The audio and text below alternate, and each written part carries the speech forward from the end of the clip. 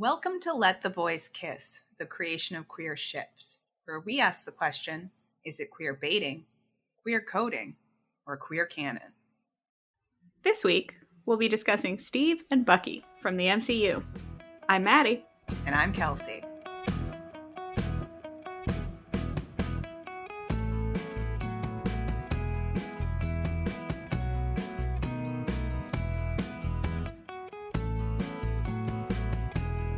Have you ever been watching a movie or TV show and seen two characters, most likely cis men, repeatedly have clearly emotionally intimate and potentially sexually charged encounters, but that show or movie will not let them kiss, and it forces you, the viewer, to yell, "Let the boys kiss!"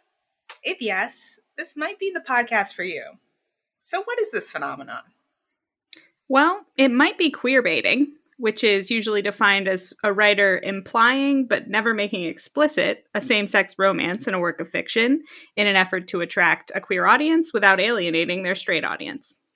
It might be queer coding, which is when a creator uses subtext to indicate that a character is queer, but it's never made explicit in the text. It might even be queer canon. The canon of a work of fiction is the official text. So when a creator lets the boys kiss, that's queer canon. So what's our goal with this podcast? I'd say we're broadly interested in this intersection between creators and fans, and queer baiting is kind of a good lens through which to view their interactions. Right. So on the one hand, the experience we described at the top of yelling at our screen, "Let the boys kiss," is one we've both had, so it's something we can relate to. Oh boy, can we. And at the same time, right, this is definitely something that people are passionate about. So we expect to see a lot of fan production around it. And we think it's a lens that'll really allow us to sink our teeth into a lot of material and content. So who are we? Who are you? Who am I? Why are we doing this? So we're just a couple of gal pals, a couple of friends, longtime buddies that are interested in this topic, maybe, for slightly different reasons. So for instance, why does this interest you specifically? Well, for me, it's sort of a long-time listener, first-time caller sort of situation. I've been tangentially involved in fandom for a long time. I read some fan fiction. I follow some folks on Tumblr. I love a good GIF set. But I've never participated in the sense of creating content or even really interacting with other people online about it. So for me, it's just a way to dig into this phenomenon that I'm fascinated by, where fans expand on worlds created by writers. How about you? What's your connection to the topic? So I think I'm coming at it from maybe even one more step removed. I've definitely always been interested in the type of fiction that seems to really engender very active fan communities. And while I certainly enjoy talking about the things I love, I enjoy a critical essay, a critique. I've never been really into what is called quote unquote transformative fandom. So this idea of fans creating fan works or somehow transforming the fiction into something new. But I do obviously understand that it appeals to a lot of people. And I'm very interested in why that is and what motivates people to participate in the production and consumption of fan fiction and fan theories, etc. And I think, like you, it's something I've been interested in for a long time, but have never found the time to really dive into. And this podcast is going to be a great reason to do that. So I'm excited about this project. And who knows, maybe by the end of it, I'll be as they say, a changed man and won't be able to keep me from reading fan fiction. I think I've got a new goal here, and that's producing a fan fiction convert in you. Well, we'll see what happens. So this is our first podcast, Maddie. That's exciting. It is. Everybody, welcome to the inaugural Let the Boys Kiss. So what we're going to be doing here today, as I think we mentioned at the top, is talking about Steve and Bucky, a.k.a. Good old Stucky. Good old Stucky, Captain America, the Winter Soldier, Captain Soldier, as we like to call them. Whatever you want to call them. I think we decided to start with this one, right? Because we felt like it was going to be a pretty manageable one to tackle first. Yeah, it's movies. We don't have to worry about seasons and seasons of television shows. And also, I think it's a pretty approachable ship. I think probably most people have seen these movies and are probably aware, even if you're not deeply invested in queer fandom, that there are people out there shipping these two. Yes. So, what are the sources that we're looking at for this podcast? Neither of us have read any of the comics, so we'll be sticking to just the movies, which is the 3 Captain America movies and then the 2 Avengers movies that the 2 of them are in together. I think it's probably worth noting that spoilers. Yes, many spoilers. If you have not seen these movies and this is your first experience of what's happening, maybe check back in once you've watched them. But also, we are not going to be doing a full recap of everything that happens in the movies because it will just be too much and irrelevant. So when it comes to recap, we're really just going to be going through the important beats of their relationship. Yes. So if you haven't seen the films, there could be a little context lacking, but I think it'll still all make sense. Before we get into it, Maddie, are you generally an MCU fan? I would say so. I think of myself as a strong casual fan, I think. I've seen almost all of the movies, not the first 2 Thor movies or the Ed Norton Hulk, which I maintain does not count as canon in this universe. And I have seen all of the movies except the Ed Norton Hulk. So it's a good thing we're not covering some kind of Hulk ship. Yeah, what are the Hulk ships? I don't know. I mean, science bros, but I don't think that even really includes. Well, no, the other half of the science bros was not in that, right? Or is Tony in it? He shows up at the end. I think he's a post-credits stinger, but I don't think he interacts with the Hulk. He talks to the general guy who then makes them sign the Accords later, whatever that guy's name is. Doesn't count. Okay. Doesn't count. There's no ship there. Yes. But yes, I think I'm also an MCU fan. Captain America is, in fact, my favorite within the MCU. So always with the white bread superheroes for you. I love them. So I rewatched these movies before we did this just to fully refresh, and it was a delightful thing to do. I enjoyed it. So with that said, I guess we should do our brief walk through the history of Steve and Bucky in the canon. And so we start with Captain America, the first Avenger, the first in his series of films, directed by Joe Johnston, written by Marcus and McFeely, who happen to be the 2 who write every one of these Captain America movies. This came out all the way back in 2011, if you can remember that far back. So talk me through the important beats of their relationship in that movie. So the background for Steve and Bucky, right, is they're like lifelong childhood friends. They grew up together. They have each other's backs. They're besties. It's the 40s. Yeah, that's probably important too. We're in the past. Yeah. It's World War II times. We learned that they're devoted to each other, and they have a line that represents this. They say to each other repeatedly, I think, throughout the first one, but then also throughout the franchise as well. I'm with you until the end of the line. Oh, ain't that sweet? So what happens in the relationship is, because it's the 1940s, right? Bucky goes off to war, and Steve is not able to go off to war initially because he is too weak and sickly. So sickly. Never has there been a sicklier character. But if you're aware of Captain America, you know, he goes through this super soldier program. He becomes a super soldier. A couple of things happen, but sort of the next important step in their relationship is Bucky is captured behind enemy lines. And Steve breaks a direct order to go and save his friend. Right. So when Steve goes to rescue Bucky, he's not with the other prisoners. He's been taken somewhere else. And it turns out that he's already being brainwashed a little bit, which again becomes important in later movies. And Steve is able to break him out of his stupor by, of course, saying, "Bucky, it's me, Steve." Bucky goes, "Steve?" And they're able to escape. There is a moment as they're escaping as well where it looks like Steve's not going to make it. And Bucky, of course, yells back, "Not without you." Oh, That's quite lovely. Yes. So once they escape from where they're captured, Steve and Bucky and a number of other soldiers that are rescued from that facility go on a series of adventures. And then the next critical part in their relationship is when they're on seemingly one of the last tasks they have to complete to destroy all of the Hydra bases, where they end up on a speeding train. And what happens on that train, Madeline? Oh, high drama. And I do mean high because they're on this train, like a bullet train through the Alps, and it seems to be hundreds and hundreds of feet in the air. I wasn't aware of such technology existing in World War II, but I guess if you're Hydra, it does. So they're on, the two of them, Steve and Bucky, zip line onto the train, and they're fighting, various baddies in a quest to get a MacGuffin, basically. And in the course of the battle, Bucky is thrown from the train.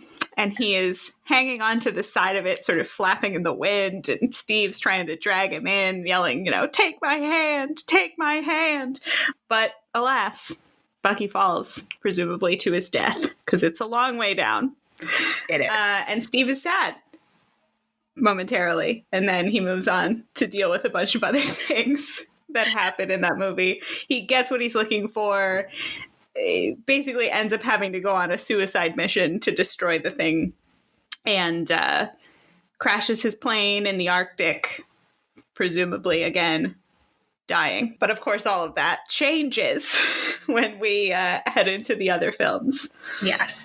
So those are sort of the beats of Steve and Bucky in the first movie. We then move into Bucky's next appearance, not Steve's next appearance, and we're not going to cover the Avengers movie he appears in that Bucky does not. So next time Bucky pops up is Captain America: The Winter Soldier. Mm-hmm. This one is directed by the Russo brothers, who will go on to direct all of the other movies that Captain America appears in that we will be talking about, and written again by Marcus and McFeely. So this comes out in 2014, and basically Bucky comes back as this character, the Winter Soldier, who is an assassin that has been active for a long time. Yeah, like since the 60s. So it's kind of a shock when it turns out to be good old Bucky. Yes, he's wearing a mask through like the beginning of the movie, and then they're on a bridge having a confrontation. The mask drops away, and Steve goes, "Bucky?" And Bucky's sort of like, "Who's Bucky?" Yeah. So upon learning that the Winter Soldier is his good friend Bucky, who Steve has a lot of guilt about what happened, about letting his friend die, even though, of course, it wasn't really his fault. But Steve is the type to feel responsible for everyone else. Yes. His new friend Sam says to Steve, the way that Bucky is now, I'm not sure he's the kind of guy you save. Which, of course, Steve can't accept, because Steve is the, no lost causes type of person. Yeah. And the ramification for Bucky upon seeing Steve is he does kind of remember him. So there's a part after they have that confrontation where they take the Winter Soldier back to their Hydra lab, because he's the Hydra agent now. And Bucky is like, I know that man. I remember him. Oh. And it's able to, again, kind of break through his brainwashing. Steve did it in the first movie when he comes to save him. And again, even though he's been brainwashed for 40 plus years at this point, right, still Steve's presence saying, Bucky, is enough to like jog something. So they end up wiping his memory again, because they're like, we can't have you having emotions about That's the opposite of what we need for an assassin. Yes. And so that movie all kind of culminates in a last fight between the two of them, and a couple of kind of important beats for their relationship happen in that fight as well. I would say the first is, as they're having their confrontation, they're kind of fighting in an airship that's partially made out of glass, and there are parts where the glass is broken. And as he's trying to engage with Bucky, Steve's shield, which is sort of the representation of his identity as Captain America, drops through the glass into, like, I don't know what that body of water, the Potomac. Yeah, I think it might be the Potomac. and he doesn't even notice, right? It's not like because he's so focused on Bucky. It's not like he's like, oh no, my shield. He's talking to Bucky. And that is also sort of like the classic trope of one of them is fighting, Bucky's punching Steve in the face, and Steve just won't fight back. And Bucky's like, why won't you fight back? And Steve, of course, at that point tells him, I'm with you till the end of the line. And, you know, tears. Two movies in, we're like, he is. And so they end up both also then falling through the glass because this airship is now blowing up. It's a wild ending. But anyway, they're both in the water, and Steve is he passed out or what? Yeah, he's unconscious in the water. Punching him in the face a lot. He did get punched in the face a lot, to be fair. Yeah. And so the two of them have fallen into the water. Steve's unconscious, and Bucky sort of acting out of instinct pulls him from the water and saves his life, and then walks off to go become Jason Bourne. He's basically Jason Bourne. He doesn't remember his past, but he knows that he doesn't want to do anything bad. That's kind of where Bucky's at. Yep. Perhaps in the next film, he can help, discover who he is. Yeah. And who he wants to be. That's really what it's all about. So what's our next movie for Cap and Bucky? Well, next we have probably the most important movie in terms of the content for this ship. We have Captain America: Civil War, as we've said already, directed by the Russos, written by Marcus and McFeely. In this film, we're starting off at kind of a different point for the Avengers. There's tension for all of these folks because of various world events that we won't go into because they're complicated. But we start in a place where the Avengers are sort of having to choose sides on a particular issue. And It's putting particularly Steve and Tony, Iron Man, on opposite sides of the issue. So complicating all of this, at the beginning of it, there is an explosion at the UN when the King of Wakanda is giving a speech, and he ends up dying. And the only evidence they can find about who would have perpetrated this terrible act is some grainy security footage of seemingly the Winter Soldier, who, if you'll recall from the last movie, is Bucky Barnes. So Steve obviously does not take this news well, and also doesn't really believe that, he could be doing this unless he's been brainwashed again, or like there's some sort of extenuating circumstance. Right. Because Bucky would never. So Steve takes it upon himself to go find his man and sort out what is happening. Yeah, so he learns that Bucky is in Romania, and he goes there to find him and bring him in. When he arrives at Bucky's apartment, he's searching through his stuff, and he finds a notebook. And he opens up that notebook, and what is inside it? It's a photo of himself. Bucky has a photo of Steve tucked into a little notebook that he keeps. Can you believe this?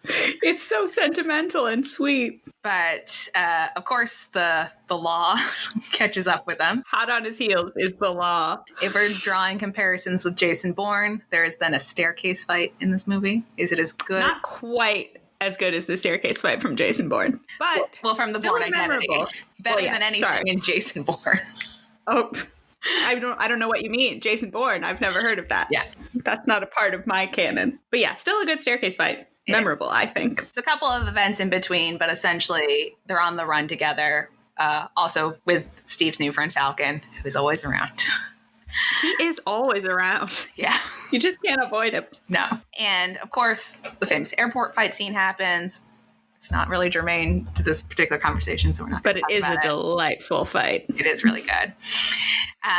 So as Steve and Bucky get out of that airport conflict, they're on the jet together to go to Siberia to resolve the one of the plots of the film. And Bucky and him are having a conversation about why they're doing this. And Bucky says to Steve, I'm not sure I'm worth all of this. And bless Chris Evans, he has the most pained expression on his face of just like the way you feel when your loved one is like, I'm not a worthwhile person. And he's like, you're worth everything. Oh, Yeah.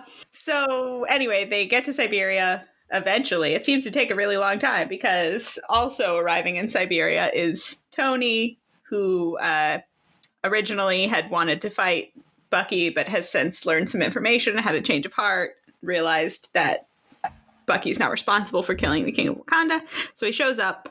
Unfortunately, the villain of the film has nefarious plans to, have Steve and Tony at each other's throats. So he shows them video that the Winter Soldier is responsible for killing Tony's family back in the day, his mom and dad.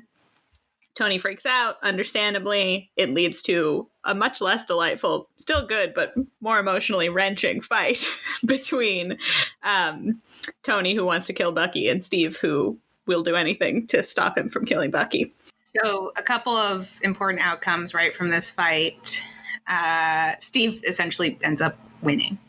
Mm-hmm. And as he's finishing up this confrontation with Tony, he says to Tony, "He's my friend."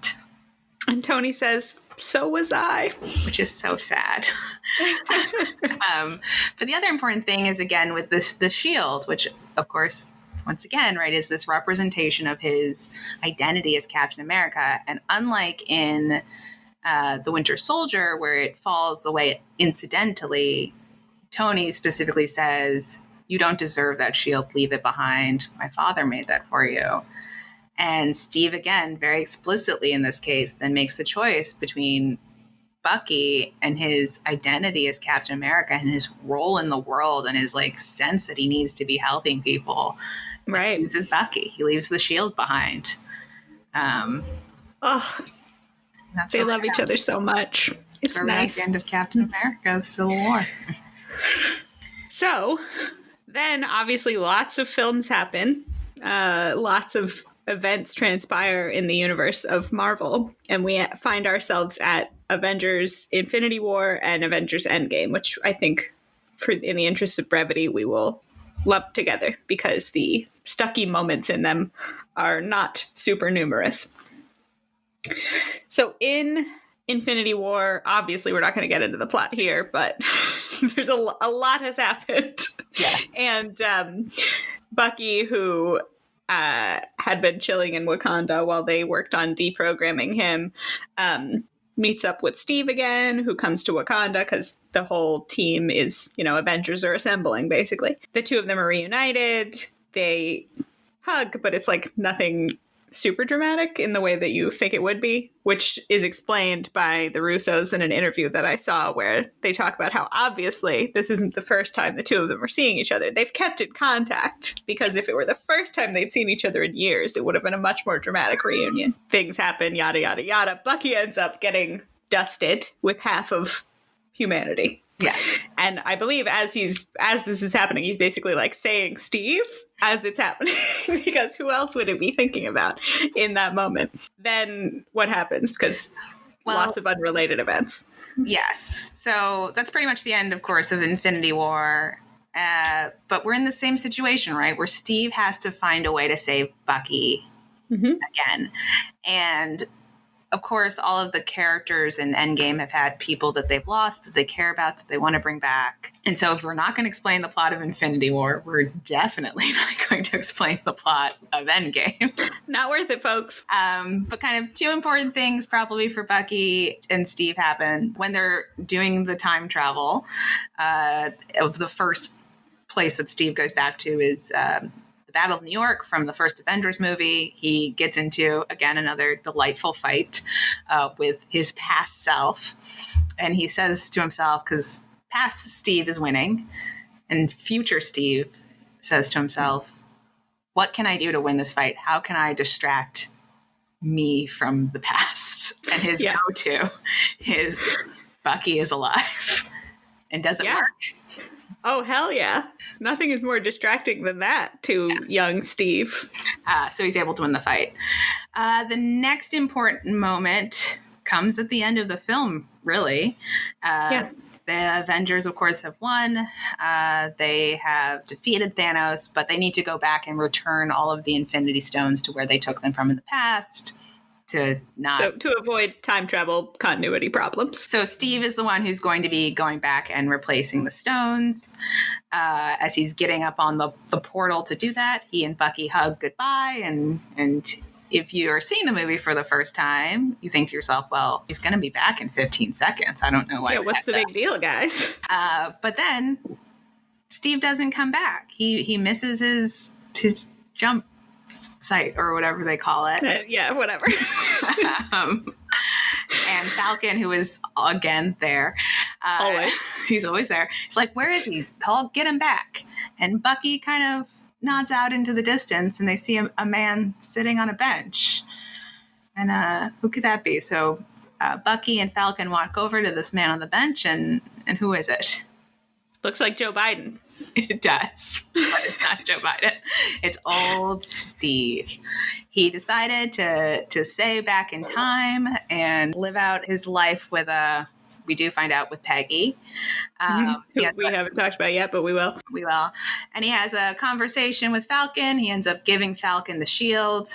Everyone is waiting for him to have a last conversation with Bucky. Right. You think Bucky tells Falcon, oh, yeah, you go over and have your moment with him, expecting he'll get the final moment because he's the most important person, right? Right. But he finishes up his conversation with Falcon. Hard cut. It's the 1950s. He's with Peggy. That's the end of the movie. And you're like, but what's happening with him and Bucky? Yeah, that's a little jarring. It definitely was. So do we want to talk a little bit about that ending now, do you think? Yeah, sure. Okay. How we feel about it as an ending for this pairing. Yes. We won't get too much into, the intentions of the creators or whatever, though I will give you a teaser that they all claim, obviously, that there's no romantic tension between these characters intentionally. They're meant to play as sort of brothers. But even accepting that, which I'm willing to play their game and accept that, it still feels like not really an ending. Like, what is the last beat for the two of them they've spent 4-5 movies now proving over and over again that these guys are like the most important people in the world to each other. They choose each other over the world every time. They're supposed to be hugely important to each other, right? Even if they're brothers, they're close brothers. Right. And they get no goodbye scene or like something to wrap it up. It just feels a little strange that you don't get that final beat for them. What did you think of it? It does. It feels like a misstep. So, especially watching it for the first time in the theater, that hard cut to the 1950s and then the movie just being over is really jarring. And what it does feel like, right, is so we do have that hug, which feels weird in the moment, but I think potentially leaves space to imply. I think it does imply that Bucky knew. It does imply. Looking back, yes, I think the implication is the two of them already discussed this. Bucky knows he's not going to be back. That's why they hug goodbye. But the discussion just happened off camera for whatever reason. Seemingly, the reason is just to keep it a surprise to the audience that Steve's not coming back. Yes, which I think we would both agree is that final surprise isn't really necessary. What would have been more emotionally satisfying is feeling like we got a conclusion to the Bucky-Steve relationship because we have spent so much time with these characters together. I want to see them talk about it. How does Bucky feel about this? Like, I understand that we live in a real world that these movies exist in, and the reason these things happen, that Steve has a final scene with Sam so that he can give him his shield and anoint him the new Captain America. And the reason Bucky has to still be around is because there's a Disney Plus series coming out this year called Falcon and Winter Soldier. Right. But in terms of just making a satisfying narrative, why would we not want to see them talk to each other? I want to know how Bucky feels, because isn't there a world where the two of them go back and live out their lives in the past the way that they were supposed to, and they get to be best friends, and Steve can be with Peggy and Bucky can be, the third in their polyamorous relationship. Yeah. Or whatever. Like, doesn't he want to have both Peggy and his best friend that he's always like pledging himself to forever and ever? Right. And After all, aren't they supposed to be together till the end of the line? I think so. Yeah. And I think, right, without the outside world of we're having Falcon and the Winter Soldier as a Disney Plus series, you could still write a scene where the characters are able to explain why Bucky can't go back. So the thing that this always reminds me of the most is the end of Lord of the Rings, where Frodo leaves Sam. Because in a similar way, when I was young and I read those books, that part, I was so angry at the end of that movie. I was like, how can you leave each other? You've been together forever. You're so devoted to each other. What's happening? Yeah. But I can have this similar narrative in my mind where Bucky has been so damaged by all of his experience. He's like, I can't go back and just live a normal, quiet life. Like, I'm not capable of it. And Steve then does have to choose. And Bucky says, you saved me and I'm going to be fine now. And I think that's still a good conversation for them to have, and would you say more emotionally satisfying? That would have been hugely emotionally satisfying, right? Bucky saying, Steve, you saved me, and now it's time for me to save you, basically, right? Like, for you to go do what will make you happiest and know that I'm going to be okay. Yeah. I don't know. But that would have been nice. We got nothing. We got a hug, and I guess they decided they were fine, but I would like a little bit more. So yeah, as stepping back, as much as I loved Endgame, and I did, I think it did a lot of things well. It was hard for it to do everything well because it was trying to do so many things. But it just feels like a shame for that to be the final beat when it does feel like such a misstep. But I think that does lead us into, because we do also want to talk a little bit about, because we've been so focused on Bucky and Steve, his relationships with the women in his life, right? So he does decide to end up with Peggy. And I think one thing we want to bring up is, so if we end up deciding, right, that this is an instance of queer baiting in our question of, is it queer baiting, queer coding, or queer canon, if we decide it's queer baiting, often a feature of queer baiting relationships is when a creator wants to indicate, no, the character is not gay. So they just throw a woman in the man's path who is a nothing character. She's not developed. No, internal life, no existence outside of the male character that they're, presented to. Their only function really is to stand in the path of the guy who, can't stop making eye contact with the other guy in the scene. Right. And I think this is an interesting example because with Steve, we have an example of a character like that, and then how you have a female character who is not that. Right. Like an actual character. Yes. So on the one hand, we have Peggy, who we think is not that. And the reason she doesn't fit into that role is because they do spend a lot of time developing her relationship with Steve, developing her as a character. It is clear that Steve thinks about her at various points throughout the story. So at the end of First Avenger, one of the reasons that movie doesn't feel maybe as romantic as the subsequent movies is because Bucky falls to his death. Steve is sad, but then he moves on. But the sort of last beat of that movie is him having this very emotional goodbye with Peggy. Mm-hmm. Peggy crops up a lot throughout the story. But on the other hand, we have Sharon Carter. Sharon Carter, who is one of these characters we were talking about with no character development, basically. What we'll be referring to them in series as no homo ladies. These women that are just thrown in the paths of the men to prevent them from being accused of being gay. So Sharon is an interesting case. She first crops up in The Winter Soldier as Steve's next door neighbor or something in his apartment building, who Is a secret SHIELD agent that's is a secret SHIELD agent to keep him protected. And Natasha, Black Widow, is very invested in the two of them dating for some unknown reason. She wants Steve to not be lonely. She's decided he should be with Sharon. So she pushes them together for the length of that movie. Unfortunately, they have less than no chemistry.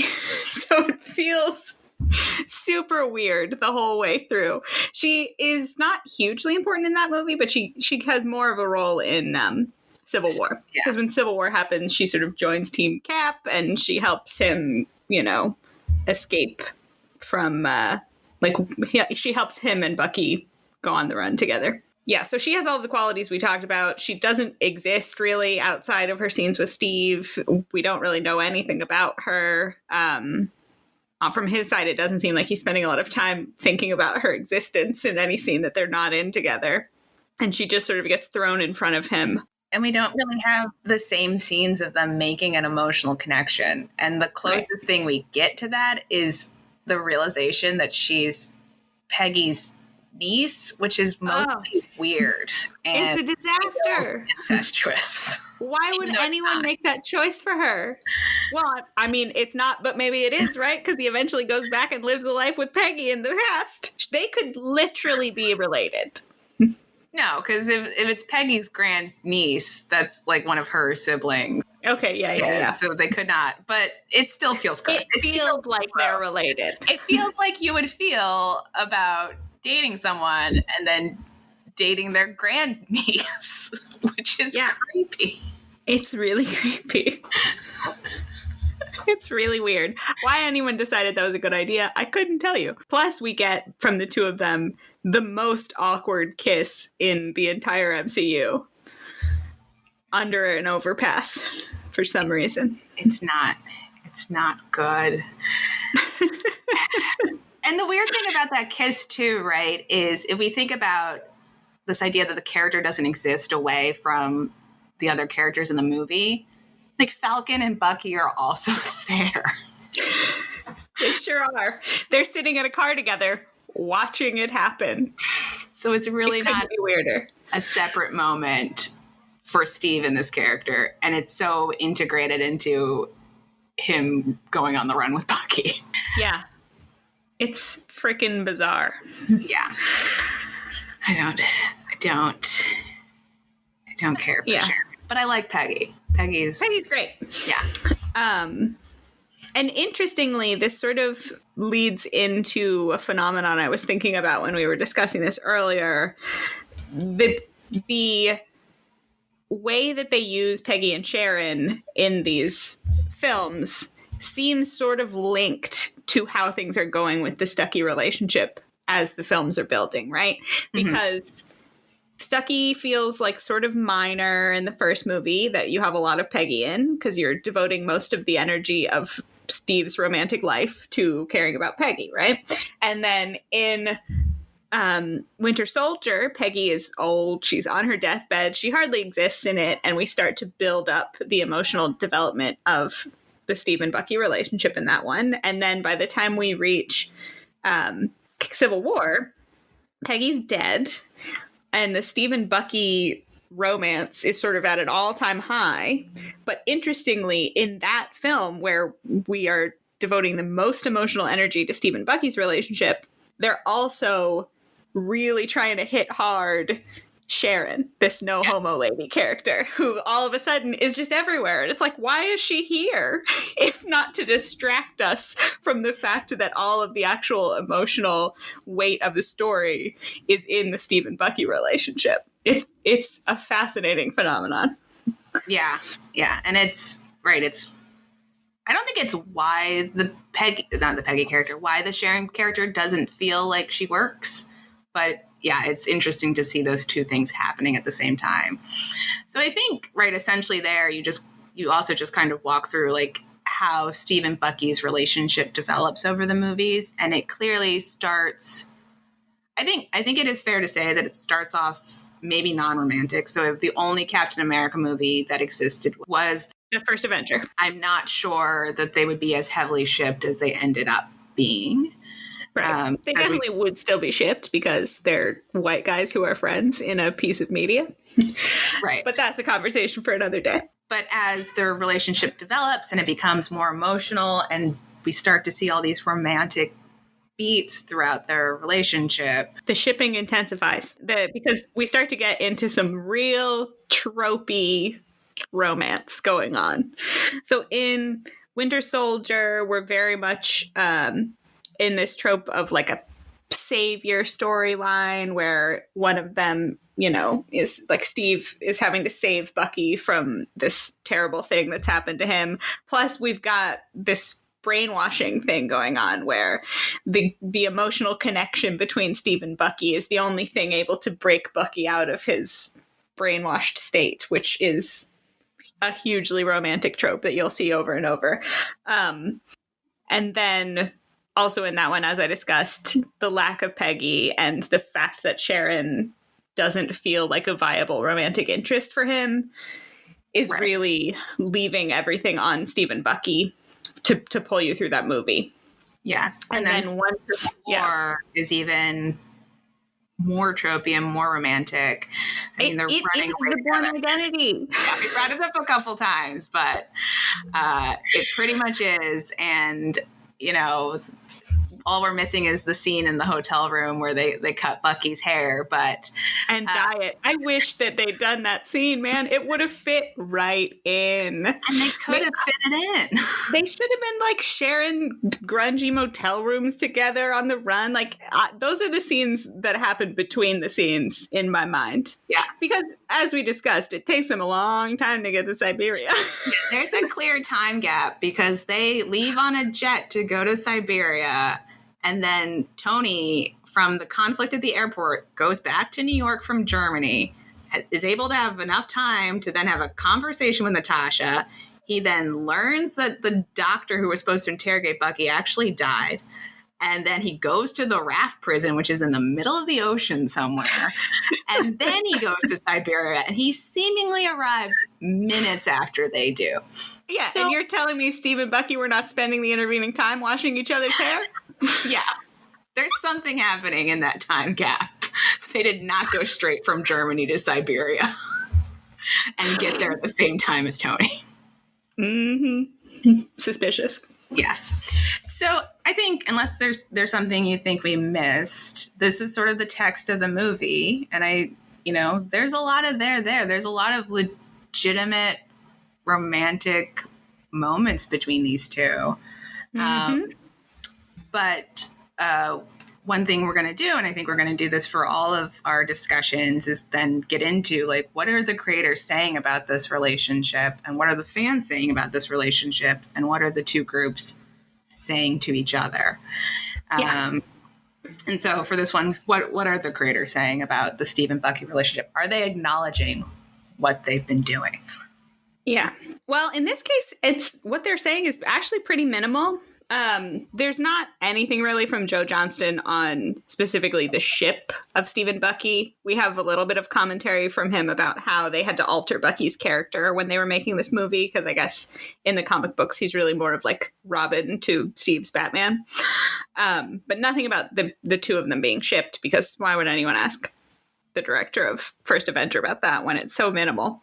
The Russos obviously are aware of these characters getting shipped. They've been asked about it. They sort of joke about it. They will go to the point of calling these movies love stories. They sort of jokingly play into it.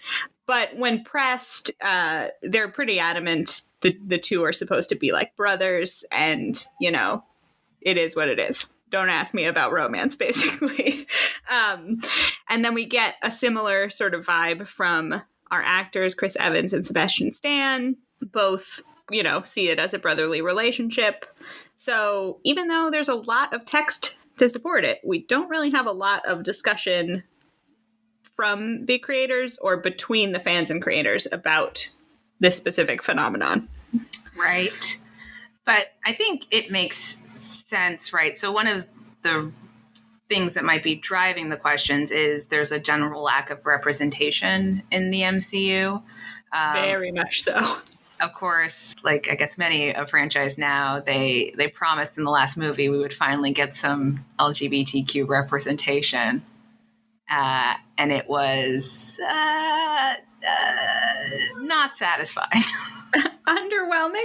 Yeah. They do that thing that everyone does now that's like, we've heard your complaints. We know that you want representation and we're going to deliver. Just you wait. And then you get to the movie and it's a guy in a support group mentioning the fact that he had a boyfriend who is now dead. Yes. They've managed to bury their gays that aren't even named characters. So that's sort of the context in which these discussions are happening. And even though we'll get into specifically the tenor of the conversation in the fandom, but you can sort of understand why people are clamoring for it, because there is this vacuum of representation within the entire MCU, not just for queer characters, but for, any number of types of underrepresented characters. Yeah. But first, before we get into that, let's dig into a little bit of the literature.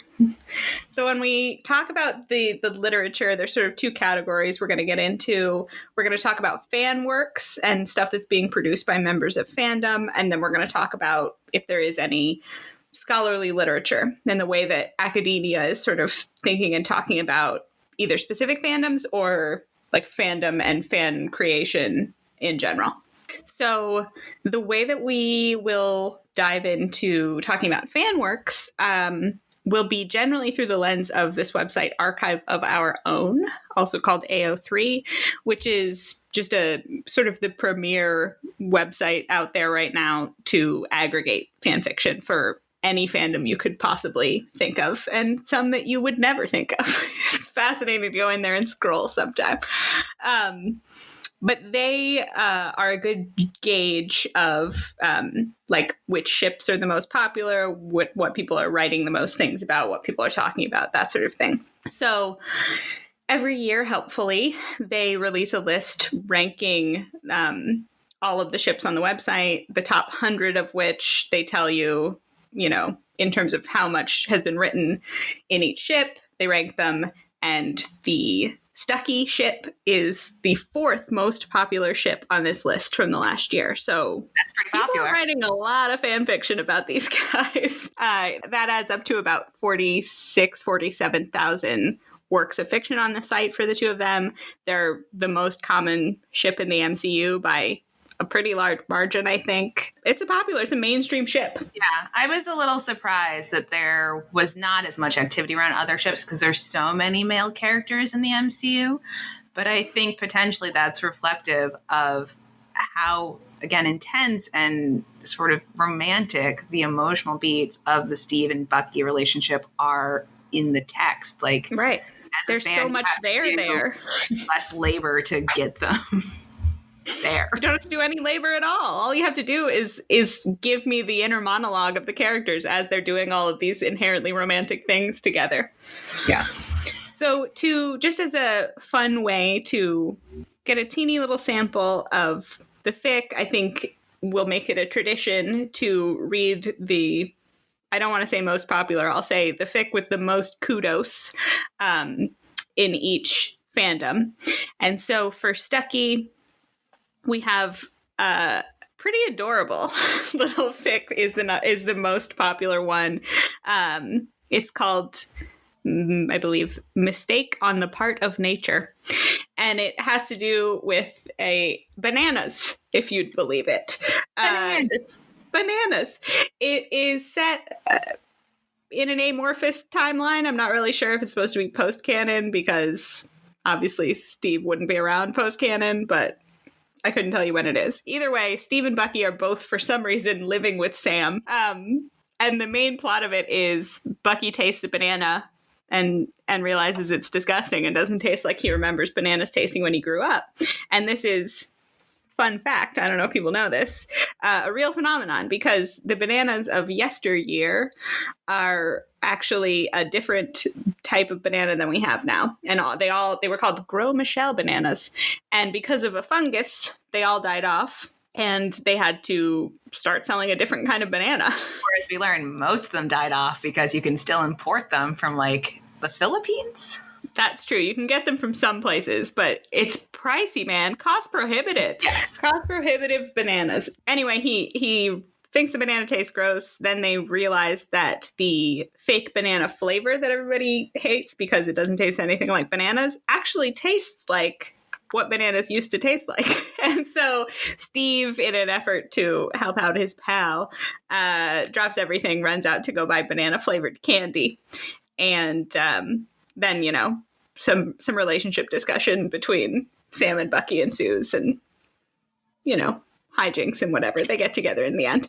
But it's just sort of a sweet, fluffy little fic. And I guess it's worth talking about as we go forward the nature of what is the most popular fic on the site, and if that sort of speaks to the nature, the tone, the our impression of the fandom. Yeah. And, of course, the dark subtext of that fanfic is the entire time he was the Winter Soldier, they didn't let him eat any bananas because they would have had the same bananas in Russia. And as we also learned, Russia they eat a lot of bananas in Russia. We looked up the actual, you know, how much they're importing, and it's not insignificant. I think it was an effort to, you know, keep up with the mind control. Like they can't have him experiencing any joy. He probably ate Soylent or something.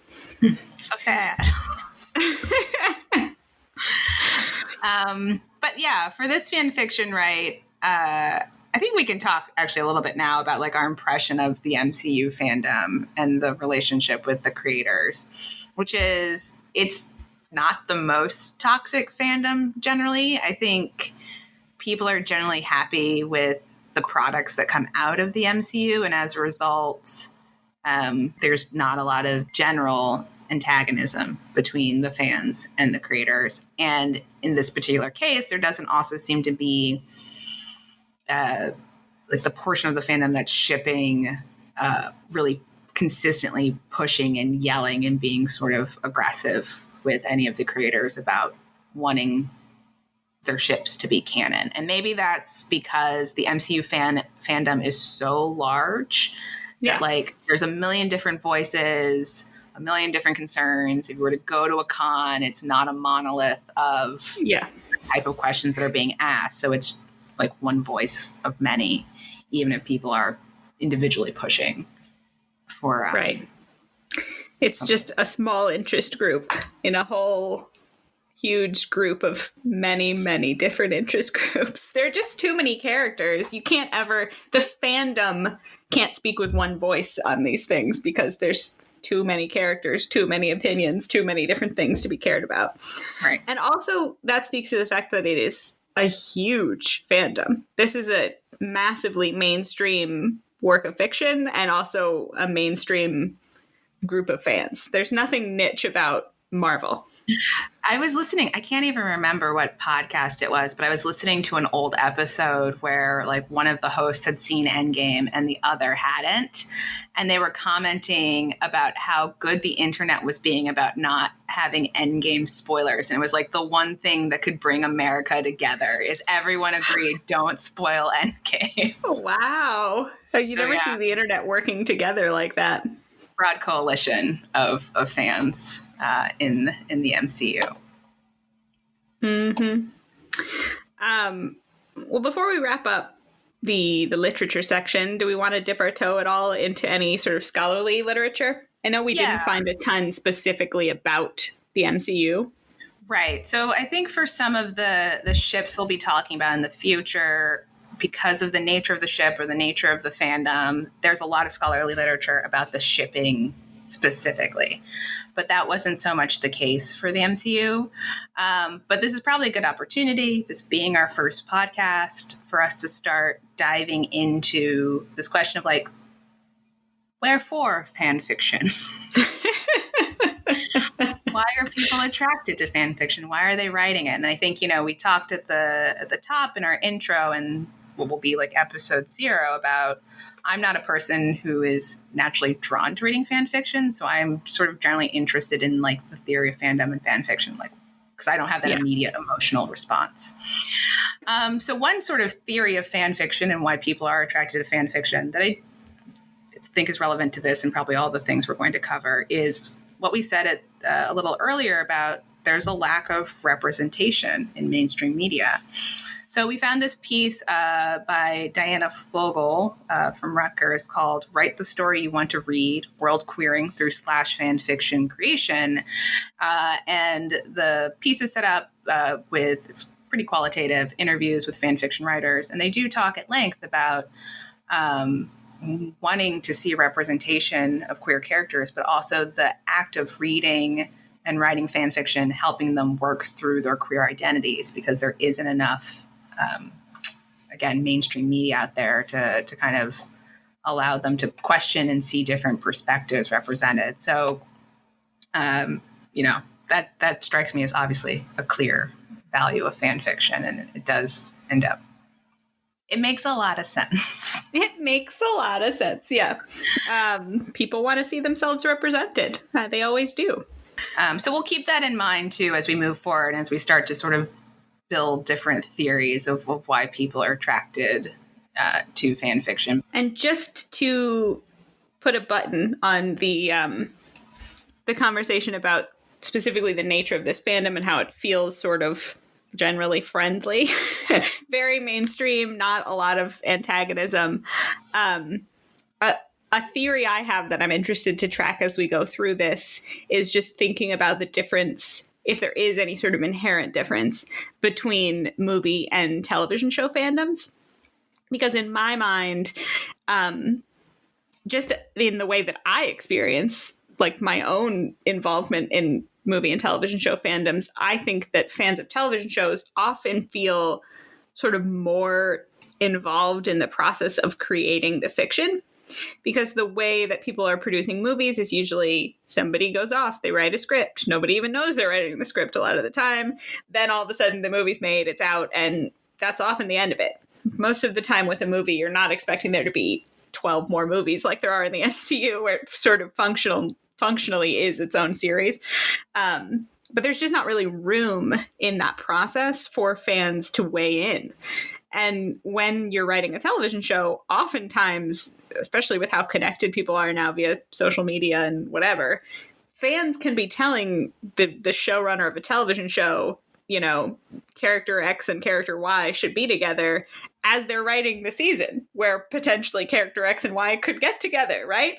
There's just much more of a space for fans to weigh in, whether or not creators are listening to that. But it sort of is hard for me to imagine that they're not listening to it.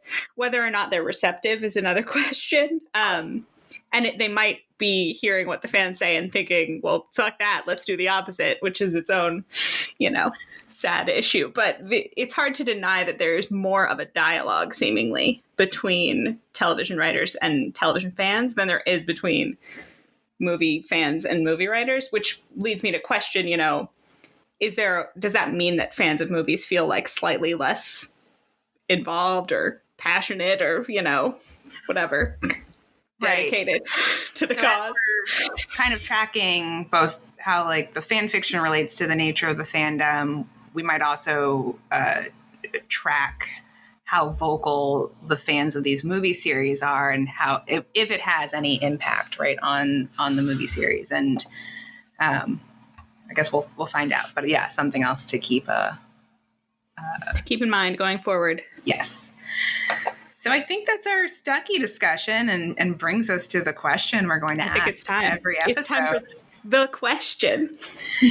So Stucky, is it queer baiting, queer coding, or queer canon? Natty?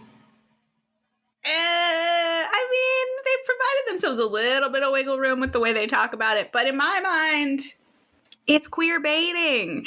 They are aware of what is happening. They know how people feel about these characters, and maybe they're not leaning into the ship, but they're definitely not leading away from it. It just feels to me like there's too much canon support for the relationship for it to not be at least a little bit of queer baiting, because, if you're really like, guys, they're not romantically interested in each other, why are you writing the Bourne Identity, What about you? What do you think? I agree. I think it is queer baiting. I think there's too much there in the text for it not to be. I guess, right, the only caveat is that Peggy is at least also a real character, so it's not as bad as I think some of the examples that we're going to see. Right. But, I mean, they really seem like they're in love. And here's the thing, though, too, right? He can be in love with both Bucky and Peggy and have to make a real choice between them. So that's, in my mind, yes, this is a story where he has two romantic interests and has to choose between them, right? And if you made that the text of the story, then you would get your interesting moments where he and Bucky have to have their goodbye because he's choosing Peggy, and like somehow Bucky has to be involved in that process, right? Right. I think another way we might think about this question too is the gender swap test. Oh, I love the gender swap test. So if you gender swapped Bucky, would Steve and Bucky be a couple? Absolutely. And you cannot talk me out of it. I will say going forward, there will probably be cases where it's easier to gender swap one of the characters, where you would have to change absolutely nothing about the story to have it make sense. The fact that we're in the 40s and we're in World War II means you have to do like a little bit of finagling to make that scenario work. But I think the way to think about it is just imagine that Bucky is Peggy, right? So Bucky, the character, doesn't exist, and Peggy, the character, is who she is, but she and Steve grew up together. They were basically siblings, and, you know, they're each other's best friends as children. The two of them get into the war effort the same way that they each did in canon, and then Peggy presumably dies, comes back as an awesome assassin with a metal arm. He's so cool. Can you imagine? And then, you know, all of the ensuing brainwashing, Bourne Identity, all of that business happens. There's no way that the two of them are not making out by Civil War. It would just, again, be the Bourne Identity. We would have gotten those scenes with them in the hotel room. That's what would have happened. But they were cut. I completely agree. I think, you know, the other changes, probably like the Peggy and the Tommy Lee Jones character would get collapsed into just, you know, the stern general, and it would be fine. So we agree it's queer baiting. Mm-hmm. Why do we think this isn't canon? I think there are probably a few different hypotheses, and, you know, perhaps a little bit of each of these, you know, lent themselves to why this happened. First of all, I think probably the most legitimate argument is Peggy exists, right? Peggy is a legitimate character. They have chemistry. They care about each other. They put a lot of effort into developing that relationship. Maybe not as much effort as they put into developing the Steve and Bucky relationship, considering how much screen time is given to those two. But they did try, right? And so I understand and value the argument that, like, well, there's Peggy, and he's supposed to be with Peggy, and that's why he picked Peggy. My question to that is just, why'd we focus so much on Steve and Bucky then? But I think that's probably a pretty fair argument. Yes. Then we have what I think is a much less reasonable argument that you will hear a lot from various corners whenever some sort of source material is turned into a movie or television show or whatever. And that's the argument that Captain America in the comic book source material has never been canonically queer. And the characters were created in the 60s, and they were all supposed to be straight, and so they should still be straight in the movies. And in my mind, I don't know about yours, that argument just has no weight. They change a lot of the canon, so they could change this. Why should they be allowed to change Bucky's characterization to make him not like Robin, but they can't make them queer? Right. So that argument we're not into. Nope, that argument's rejected from us. The final argument is probably the truest argument, unfortunately, which is corporate interference. Well, maybe not interference, but corporate pressure or decision making. Like corporate profit structures and incentives. Yes. Which is apparently having gay characters in a film that you're trying to sell in China creates difficulties. Issues. So because, Disney, they're not allowed to show the gay characters. yes. So Disney is like, no gay characters because we got to sell this movie in China because we make a lot of money in China with these movies. And that's Yeah. probably, whether or not, I guess it's also like independent of Disney, if the Russos and Marcus and McFeely would have written that way, who's to say, but yeah, probably had some influence. Yeah, I mean, I wouldn't say, based on everything that they have said and done, that they were chomping at the bit to make these characters, canonically in a romance together. I think what is left out of these hypotheses is just the nature of the world being hugely heteronormative and most creators not even really thinking about making non-straight characters. Yeah, that's a valid hypothesis as well. Default heteronormativity. This leads us to our own queer rating scale that we have invented. A scale from 1 to 5, where 5 is the most unrepentant, malicious queer baiting you can imagine, and 1 is, I truly have no idea what the fans are talking about. These characters hardly even interact in the canon. Are they in a scene together? Exactly. So where on this scale would you rate this queer baiting, since we have determined that it is queer baiting? I think there is, again, so much romance in the text. And while the fandom does not seem incredibly aggressive in pushing this, the Russos are aware that it's a question that's being asked. They're not completely ignorant to the idea.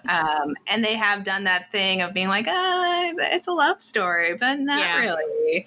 Then I think I'll give it like a 3. Maybe it's even just a 2.5, like somewhere in like the mid-range. It doesn't feel aggressive on the creator side as well, where they're telling the story to upset people. Right. Or to wink wink at queer people to make them come watch the movie, but then intentionally like, let's not piss off the straight folks by making them queer. It doesn't seem to be entering into their calculus for how they're writing the characters very much. But right. I'm with you. I think it's probably about a 3, somewhere in the middle, because of 2 things. Because they do that wink wink, it's a love story thing, just because they know that fans are shipping them, which honestly is like kind of condescending. And then also the fact that there's just so much canon, like the romance of Winter Soldier, but mostly Civil War, it's just so overt that I can't say that fans don't know what they're talking about. It's there. It's all there. So our inaugural queer baiting rating, Stucky gets a 3 out of 5. The queer baiting rating, 60%. All right, so that's our first podcast done. Exciting! I'm excited. Well, I feel like I should check in with you, since we said up at the beginning that the true purpose of the podcast now is to eventually get you to want to read fan fiction. Have we moved you at all in that direction? I mean, the banana fanfic is cute. I will agree, but I don't know if this is the tipping point. We're going to have to keep seeing.